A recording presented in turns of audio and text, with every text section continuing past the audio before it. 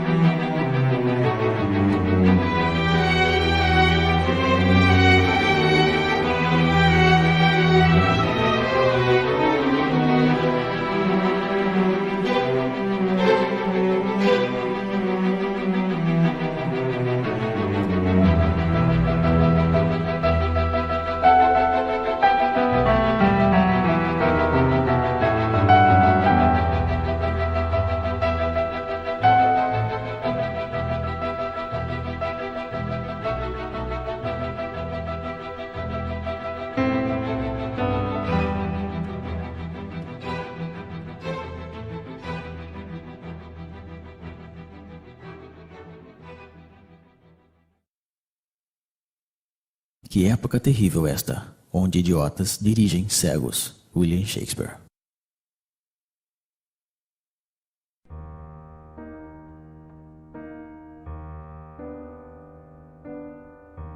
A servidão moderna é uma escravidão voluntária, aceita por esta multidão de escravos que se arrastam pela face da terra. Eles mesmos correm atrás de um trabalho cada vez mais alienante que lhes é dado generosamente se estão suficientemente domados. Eles mesmos escolhem os amos a quem deverão servir. Para que essa tragédia absurda possa ter sucedido, foi preciso tirar desta classe a capacidade de se conscientizar sobre a exploração e a alienação da qual são vítimas. Eis então a estranha modernidade da época atual. Ao contrário dos escravos da antiguidade, aos servos da Idade Média e aos operários das primeiras revoluções industriais, estamos hoje frente a uma classe totalmente escrava, que no entanto não se dá conta disso, ou melhor ainda, que não quer enxergar. Eles não conhecem a rebelião que deveria ser a única reação legítima dos explorados. Aceitam sem discutir a vida lamentável que foi planificada para eles. A renúncia e a resignação são a fonte de sua desgraça. Eis então o pesadelo dos escravos modernos, que só aspiram a deixar-se levar pela dança macabra do sistema de alienação.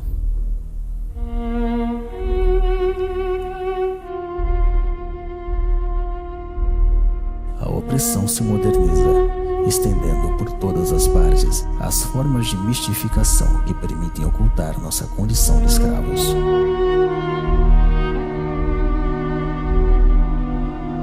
Mostrar a realidade tal qual é na verdade, e não tal como mostra o poder, constitui a mais autêntica subversão.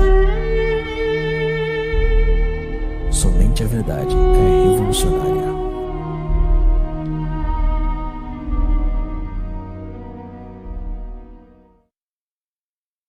O urbanismo é a tomada do meio ambiente natural e humano pelo capitalismo, que, ao desenvolver-se em sua lógica de dominação absoluta, refaz a totalidade do espaço como seu próprio cenário. Guy Debord, A Sociedade do Espetáculo.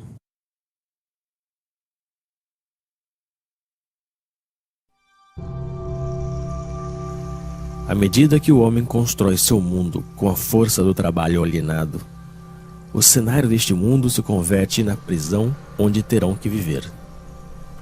Um mundo sórdido, sem sabor, nem odor, que leva consigo a miséria do modo de produção dominante.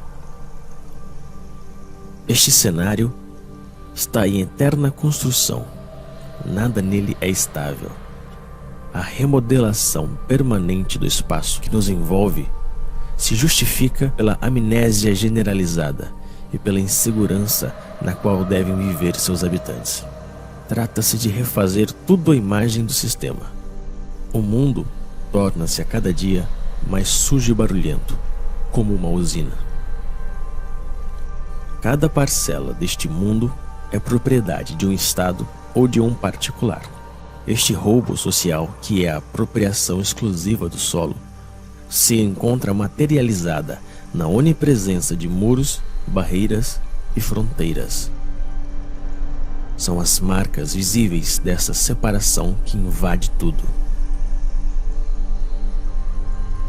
Mas ao mesmo tempo, a unificação do espaço, de acordo com os interesses da cultura mercante, é o grande objetivo da nossa triste época.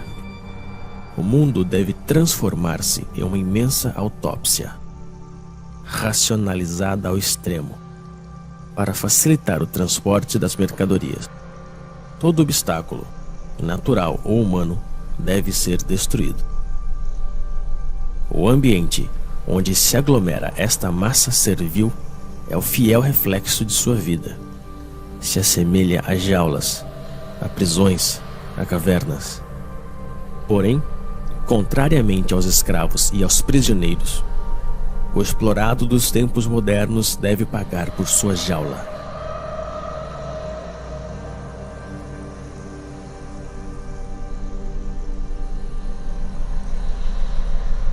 Porque não é o homem, mas o mundo que se tornou um anormal. Anthony Artaud.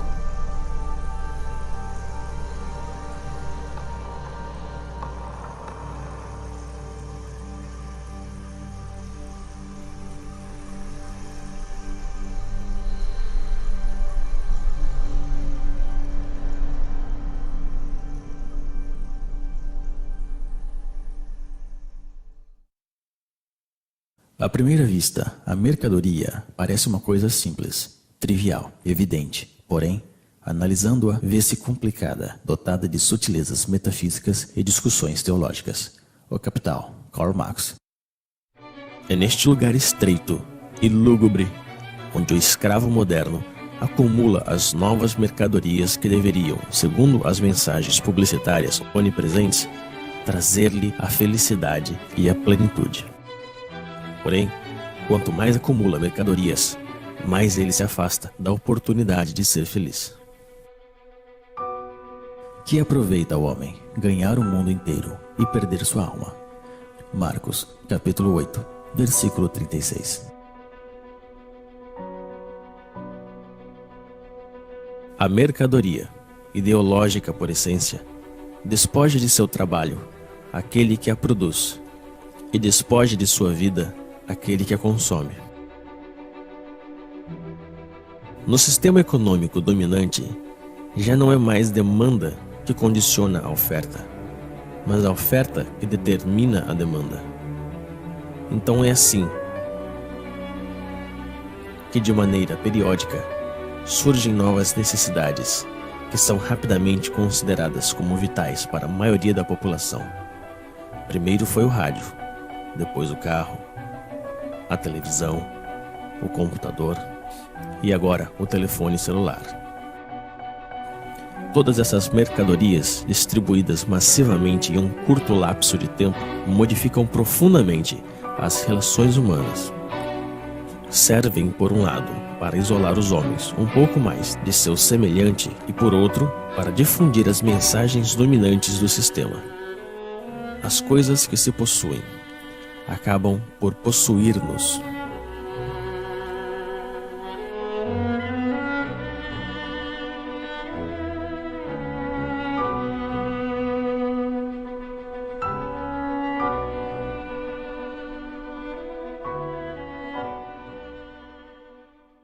O que vem a ser alimento para um é veneno para outro. Paracelso.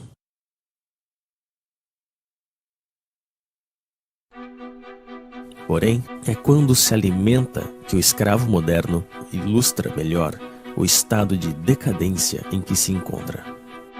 Dispondo de um tempo cada vez mais limitado para preparar a comida que ingurgita, ele se vê obrigado a engolir rápido o que a indústria agroquímica produz. Errando pelos supermercados, à procura dos substitutos que a sociedade da falsa abundância consente em dar-lhe, só lhe resta a ilusão da escolha. A abundância dos produtos alimentícios apenas dissimula sua degradação e sua falsificação. Não são mais que organismos geneticamente modificados, uma mistura de colorantes e conservantes, de pesticidas, de hormônios e outras tantas invenções da modernidade.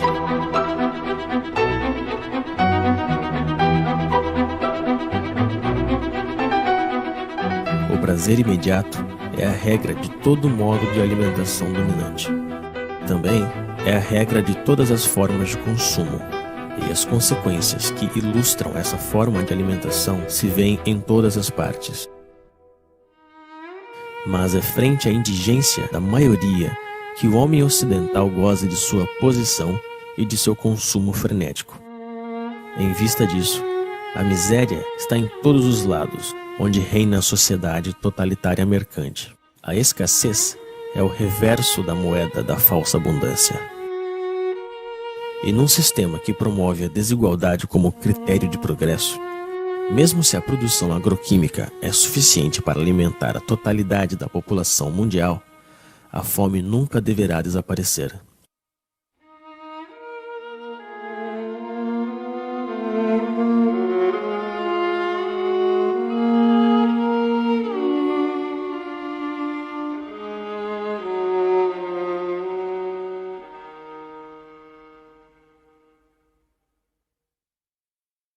Estão convencidos de que o homem, espécie pecadora por excelência, domina a criação, como se as outras criaturas tivessem sido criadas apenas para servir-lhes a comida, a roupa, para serem martirizadas e exterminadas.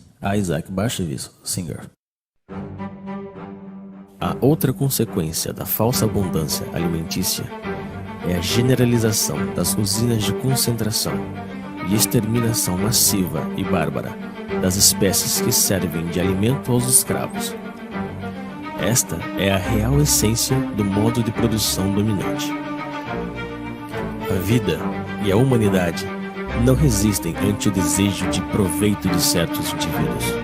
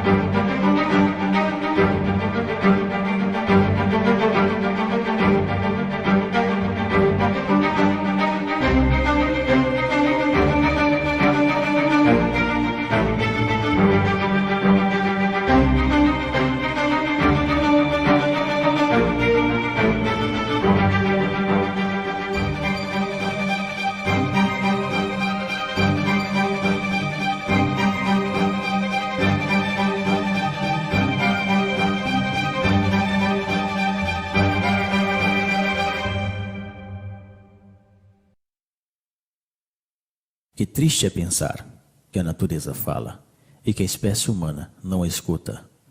Victor Hugo.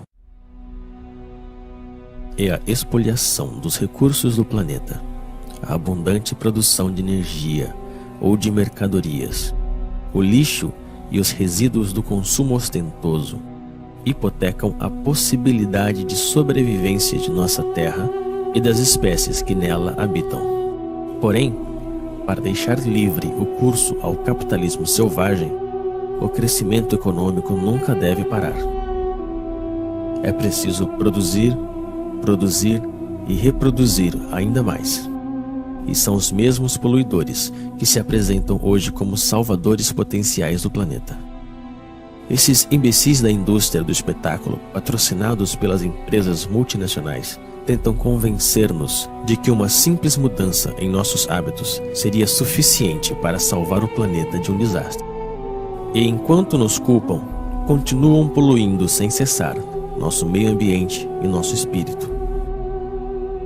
Essas pobres teses pseudoecológicas são repetidas pelos políticos corruptos em seus slogans publicitários. Porém, nunca propõem uma mudança radical no sistema de produção. Trata-se, como sempre, de mudar alguns detalhes para que tudo fique como antes.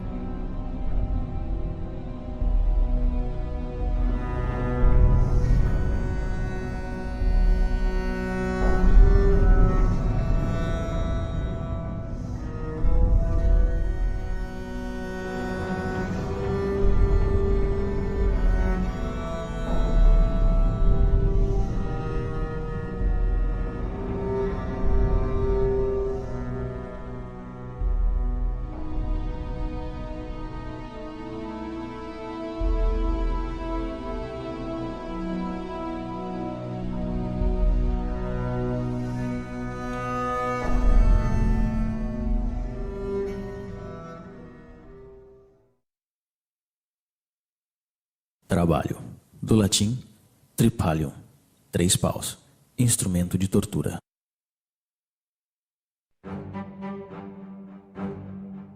Mas para entrar na roda do consumo frenético é necessário ter dinheiro, e para conseguir dinheiro é preciso trabalhar, ou seja, vender-se. O sistema dominante fez do trabalho seu principal valor, e os escravos devem trabalhar mais e mais para pagar a crédito a sua vida miserável.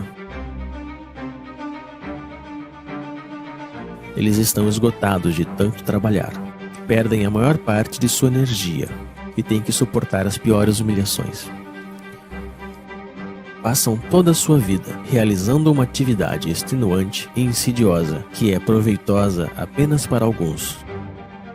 A invenção do desemprego moderno tem como objetivo assustá-los e fazê-los agradecer sem parar a generosidade do poder que se mostra tão generoso com eles. Que fariam sem esta tortura que é o trabalho? E são essas atividades alienantes que são apresentadas como libertadoras. Que mesquinhez e que miséria!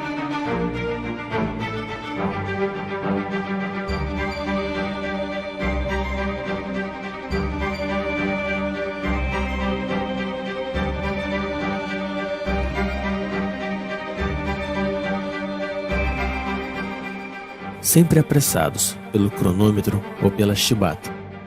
Cada gesto dos escravos é calculado a fim de aumentar sua produtividade. A organização científica do trabalho constitui a real essência da desapropriação dos trabalhadores, seja do fruto de seu trabalho, mas também do tempo que eles passam na produção automática das mercadorias ou dos serviços. O papel do trabalhador se confunde com o da máquina nas usinas, com o computador nos escritórios. O tempo pago não volta mais. Assim, a cada trabalhador é atribuído um trabalho repetitivo, seja ele intelectual ou físico. Ele é um especialista em seu domínio de produção. Essa especialização encontra-se na escala do planeta, no âmbito da divisão internacional do trabalho. Concebe-se no Oriente, se produz na Ásia, se morre na África. É o homem inteiro que é condicionado ao comportamento produtivo pela organização do trabalho. E fora da fábrica, ele conserva a mesma pele e a mesma cabeça. O escravo moderno teria sido capaz de se contentar de sua servidão ao trabalho, mas à medida que o sistema de produção coloniza todos os setores da vida, o dominado perde o seu tempo com lazeres, com diversões e férias organizadas. Em nenhum momento do seu cotidiano ele foge da influência do sistema, que faz parte de cada instante de sua vida. É um escravo a tempo integral.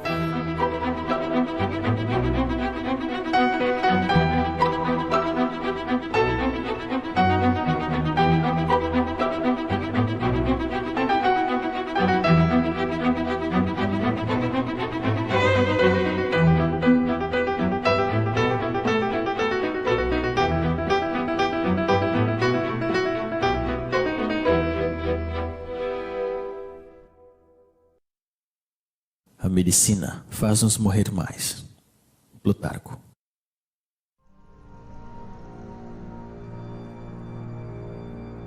A origem dos males do escravo moderno está na degradação generalizada de seu ambiente, do ar que respira e da comida que ele consome. O estresse provocado pelas suas condições de trabalho e pelo conjunto de sua vida social.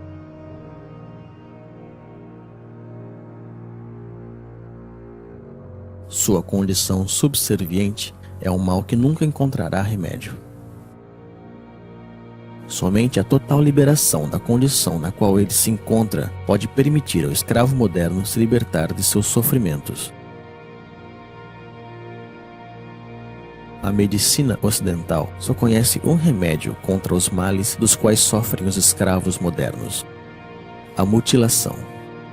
É a base de cirurgias, de antibióticos ou de quimioterapia que se trata aos pacientes da medicina mercantil. Nunca se trata a origem do mal, senão que as suas consequências, pelo motivo de que essa busca da origem do mal nos conduziria inevitavelmente à condenação fatal da organização social em toda a sua totalidade.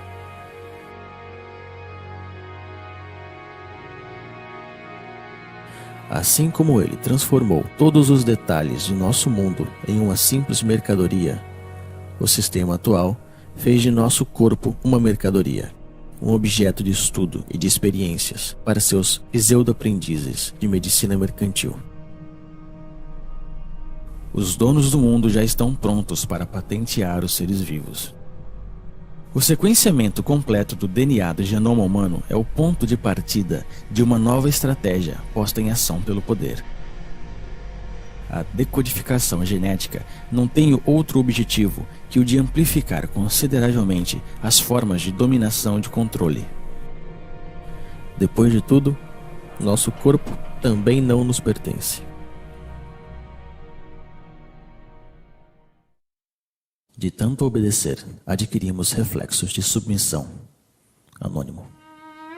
O melhor de sua vida foge entre seus dedos, mas ele prossegue assim, pois já está acostumado a sempre obedecer.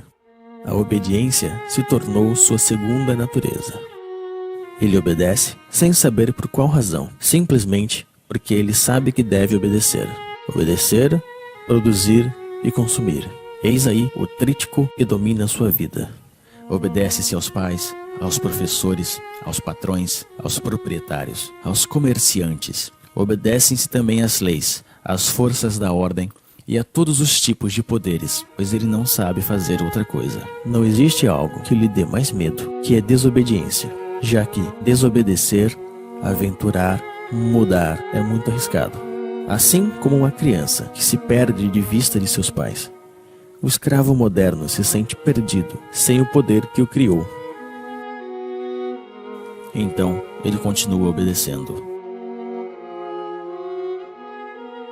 É o medo que nos fez escravos e que nos mantém nesta condição. Baixamos a cabeça frente aos donos do mundo. Aceitamos essa vida de humilhação e de miséria somente por medo. No entanto, dispomos da força numérica frente a essa minoria que governa. A força deles não sai de seus policiais, mas de nosso consentimento. Justificamos nossa covardia diante do enfrentamento legítimo contra as forças que nos oprimem com um discurso cheio de humanismo modernizador. A rejeição da violência revolucionária está ancorada nos espíritos daqueles que se opõem ao nome dos valores que este mesmo sistema nos ensinou. Porém, quando se trata de conservar sua hegemonia, o poder não hesita em se vestir da violência. Sob um governo que prende qualquer homem injustamente, o único lugar digno para um homem justo também é a prisão. Henry David Thoreau, A Desobediência Civil. No entanto, ainda existem indivíduos que escapam ao controle das consciências, mas estão sob vigilância. Todo ato de rebelião ou de resistência está de fato assimilada a uma atividade desviada ou terrorista. A liberdade só existe para aqueles que defendem os imperativos mercantis. A oposição real ao sistema dominante, infelizmente, é totalmente clandestina. Para estes opositores, a repressão é a regra em uso. E o silêncio da maioria dos escravos frente a essa repressão está justificado na aspiração mediática e política que nega o conflito existente na sociedade atual.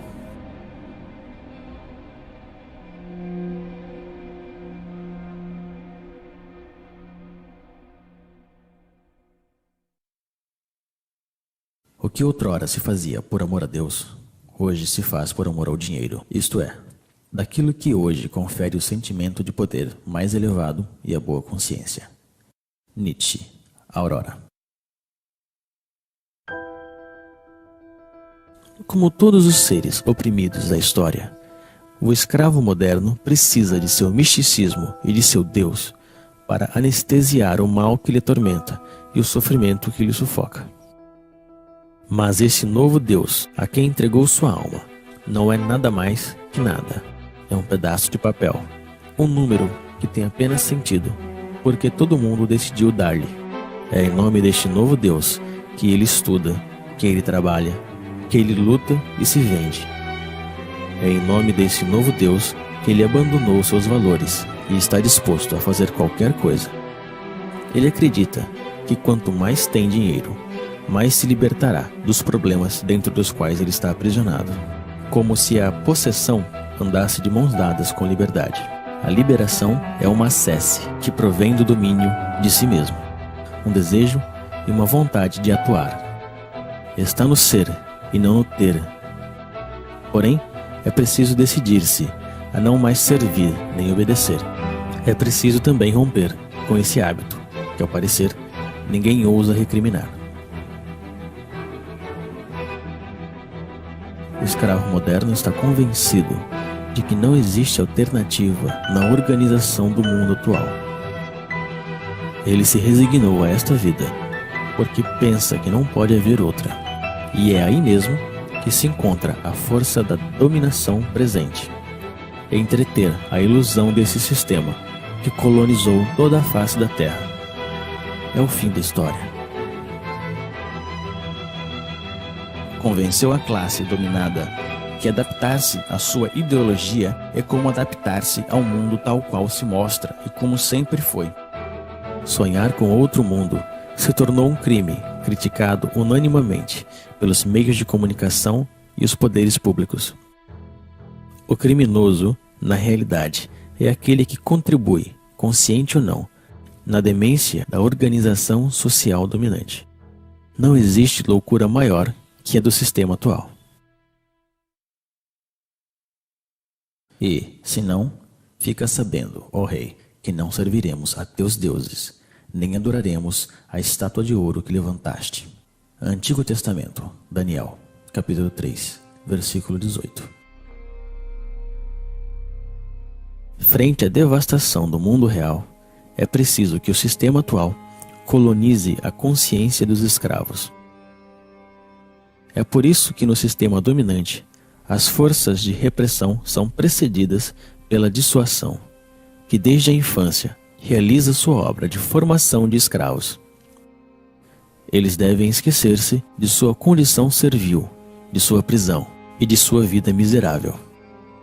Basta olhar esta multidão hipnotizada frente às telas que acompanham sua vida cotidiana.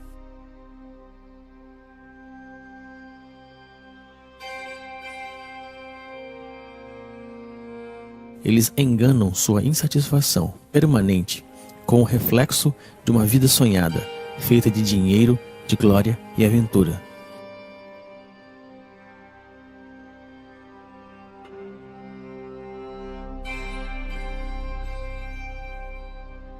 Mas seus sonhos são tão lamentáveis como sua vida miserável. Existem imagens para todos e por todos os lados. Essas imagens levam consigo a mensagem ideológica da sociedade moderna e serve de instrumento de unificação e de propaganda. Vão crescendo à medida que o homem é desapropriado de seu mundo e de sua vida.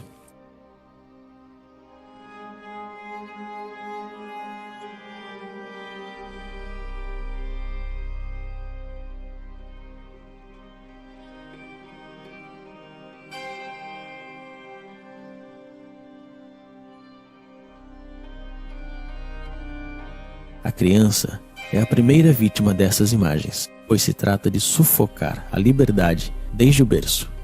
É necessário torná-los estúpidos e tirar-lhes toda a capacidade de reflexão e de crítica.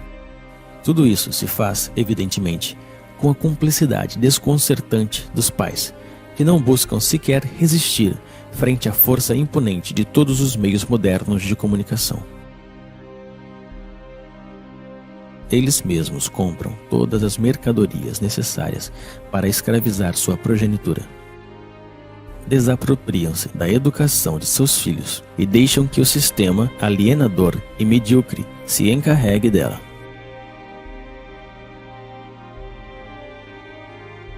Existem imagens para todas as idades e para todas as classes sociais. Os escravos modernos confundem essas imagens com cultura e, às vezes, com arte.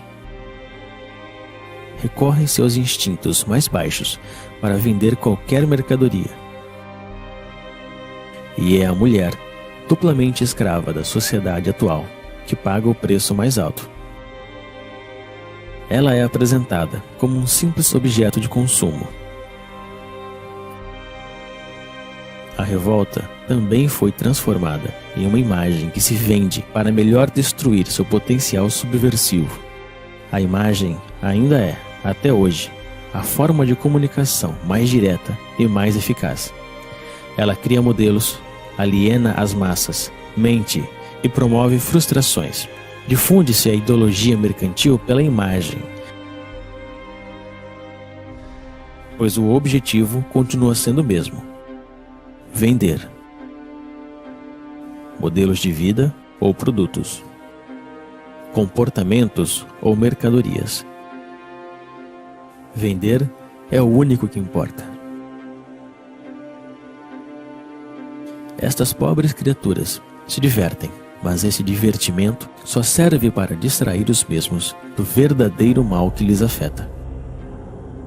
Deixaram que fizessem de suas vidas qualquer coisa e fingem sentir-se orgulhosos por isso. Tentam transmitir uma satisfação, mas ninguém acredita. Não conseguem enganar-se a si mesmos quando se deparam com o reflexo frio do espelho da vida. Assim, perdem tempo com estúpidos que lhes fazem rir e cantar, sonhar ou chorar.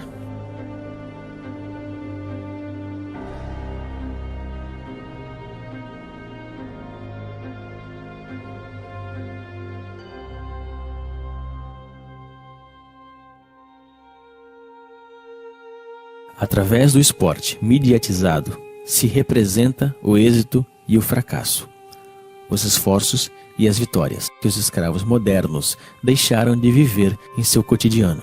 Sua insatisfação lhe incita a viver por procuração frente ao aparelho de televisão.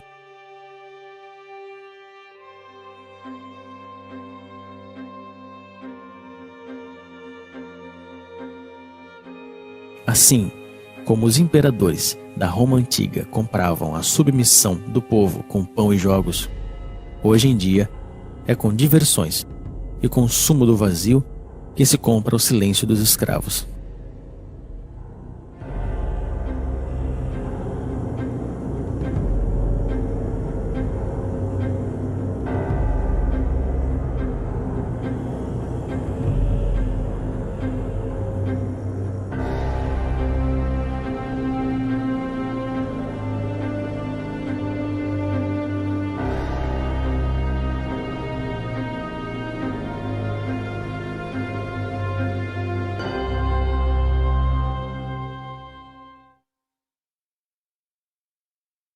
Nós acreditamos que dominamos as palavras, mas são as palavras que nos dominam.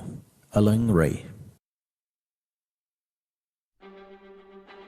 O controle das consciências passa essencialmente pela utilização viciada da linguagem utilizada pela classe economicamente e socialmente dominante. Sendo o detentor de todos os meios de comunicação, o poder difunde a ideologia mercantil através da definição petrificada, parcial e falsa que ele dá das palavras. As palavras são apresentadas como neutras e sua definição como evidente. Porém, estando sob controle do poder, a linguagem designa sempre algo muito diferente da vida real. É, antes de tudo, uma linguagem de resignação e impotência, a linguagem da aceitação passiva das coisas tais como são e tais como devem permanecer. As palavras trabalham por conta da organização dominante da vida, e o fato mesmo de utilizar a linguagem do poder nos condena à impotência. O problema da linguagem está no centro da luta pela emancipação humana. Não é uma forma de dominação que se junta às outras, mas o coração do mesmo projeto de submissão do sistema mercantil totalitário.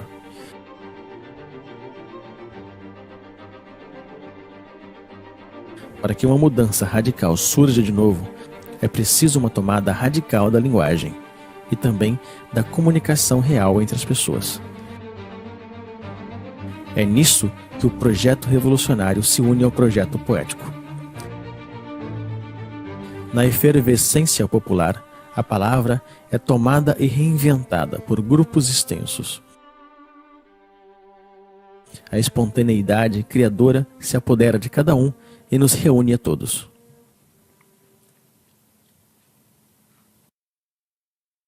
Votar é abdicar.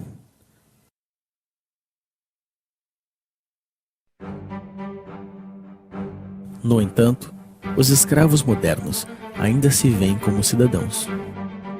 Eles acreditam que votam realmente e decidem livremente quem vai dirigir seus negócios, como se eles ainda tivessem escolha. Apenas conservaram a ilusão.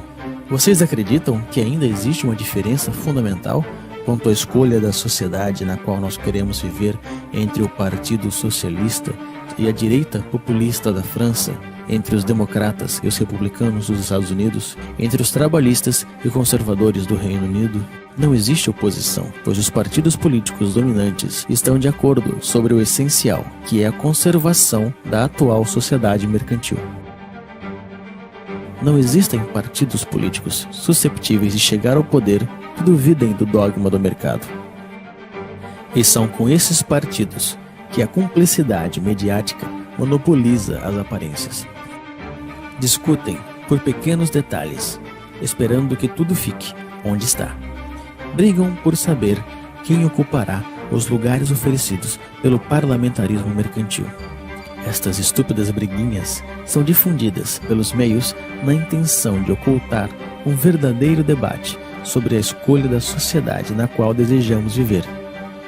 A aparência e a futilidade dominam profundamente o afronto e as ideias. Tudo isso não se parece, nem de perto e nem de longe, a uma democracia. A democracia real se define primeiro e antes de tudo pela participação massiva dos cidadãos na gestão dos interesses da cidade.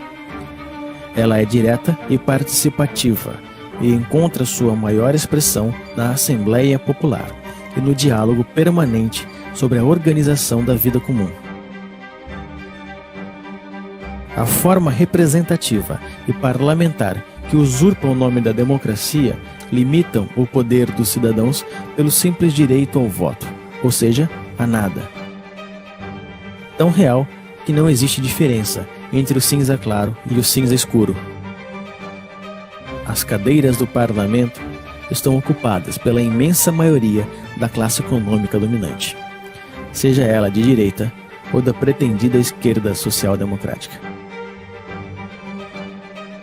O poder não é para ser conquistado, ele tem que ser destruído. O poder é tirano por natureza, seja ele exercido por um rei, por um ditador ou um presidente eleito. A única diferença da democracia parlamentar é que os escravos têm a ilusão que podem escolher eles mesmos os mestres que eles deverão servir. O direito ao voto fez dos mesmos cúmplices da tirania esmagadora. Eles não são escravos porque existem amos, senão que existem amos porque decidiram permanecerem escravos. A natureza não criou amos nem escravos. Eu não quero dar nem receber leis. Denis Diderot. O sistema dominante se define então pela onipresença de sua ideologia mercante. Ela ocupa, ao mesmo tempo, todo o espaço e todos os setores da vida.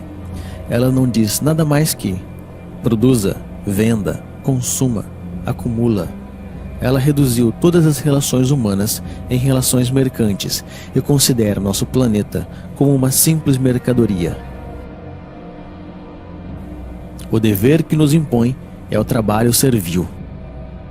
O único direito que ele reconhece é o direito da propriedade privada. O único Deus que ele adora é o dinheiro. O monopólio da aparência é total. Somente aparecem os homens e os discursos favoráveis na ideologia dominante. A crítica deste mundo está afogada no mar midiático que determina o que é bem ou mal e o que se pode ver ou não.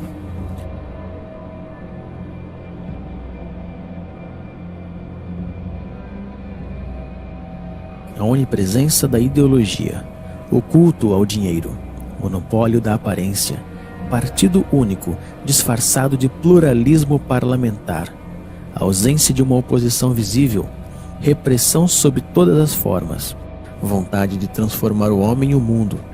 Eis o verdadeiro rosto do totalitarismo moderno que chamamos de democracia liberal.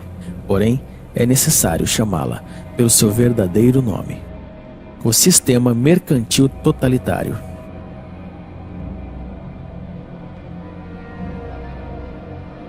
O homem, a sociedade e o conjunto de nosso planeta estão a serviço desta ideologia. O sistema mercantil totalitário realizou o que nenhum totalitarismo conseguiu fazer antes: unificar o mundo à sua imagem. Hoje, já não existe exílio possível.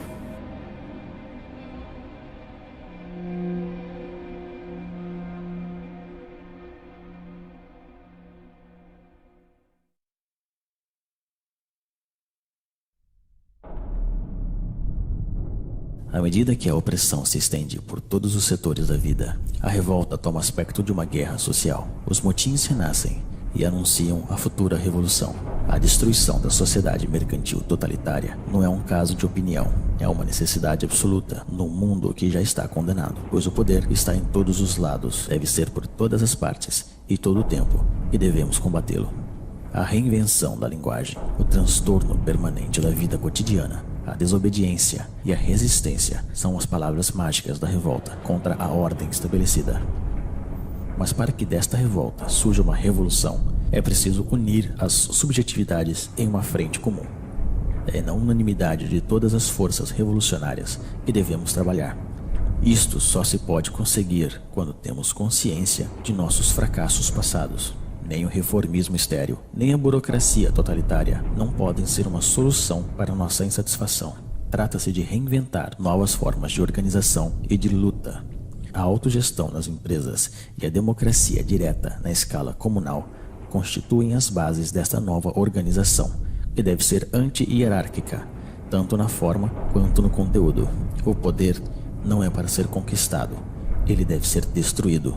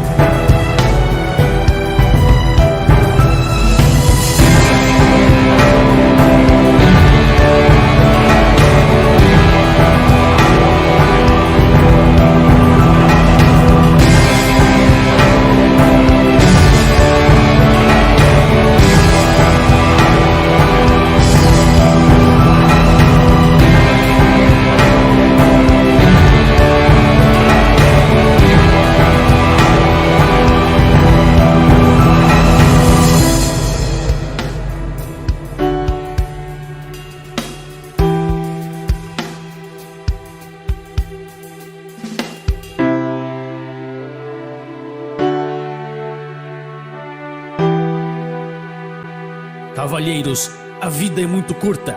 Se nós vivemos, vivemos para andar sobre as cabeças dos reis. William Shakespeare, Henrique IV. Jean-François Briand. Tradução: Elisa de Arbênia Quadros. Dublagem: Rodrigo Nishino.